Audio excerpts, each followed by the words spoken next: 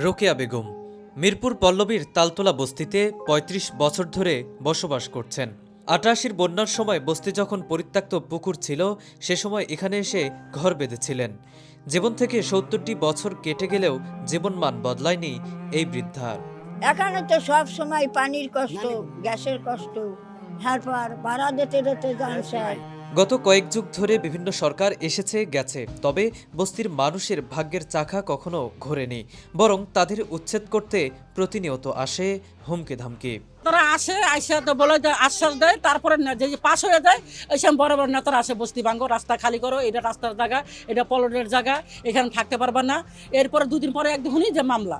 ঢাকা ১৬ আসনে অবস্থিত তালতলা বস্তিতে কয়েকশো পরিবারে হাজার হাজার ভোটার রয়েছে।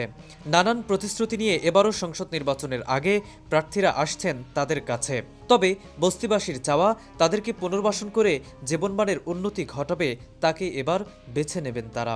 যে দেখবে হ্যারি ভোট দিব, হ্যারি বানাম। বাইরে বৃষ্টি পড়ে ঘরের ভিতরে ড্রেনের জন্য আমরা ঘর বাড়ি সব তলায় জায়গা। আর কদিন পর পর এই বাড়ি ঘরে আগুন লেগে জায়গা। এই টিনের ঘরে কি থাকা কি সম্ভব হয়?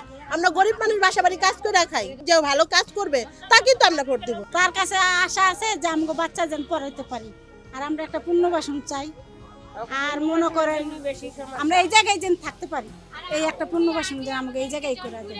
আগামী সংসদ নির্বাচনে এই আসনে ধানের শীষ প্রতীক নিয়ে দাঁড়িয়েছেন বাংলাদেশ জাতীয় ফুটবল দলের সাবেক অধিনায়ক আমিনুল হক। প্রতিদ্বন্দ্বী প্রার্থী হিসেবে রয়েছেন দাঁড়িপাল্লার কর্নেল আব্দুল বাতেন।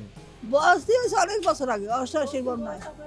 এ আসনে যেই আসুক, বিগত দিনের মতো প্রতিশ্রুতি দিয়ে নির্বাচন শেষে যেন হারিয়ে না যায়, এমনটাই প্রত্যাশা বস্তিবাসীর। আমরা চাই যে লোক আসবে আমাদের একটা স্থান জানি করে দেয়, আমাদের সমাধান জানি সমাধান করে দেয়, এটুকু আমরা চাওয়া। সামিউল আলিম, দ্য ওয়েভ 24।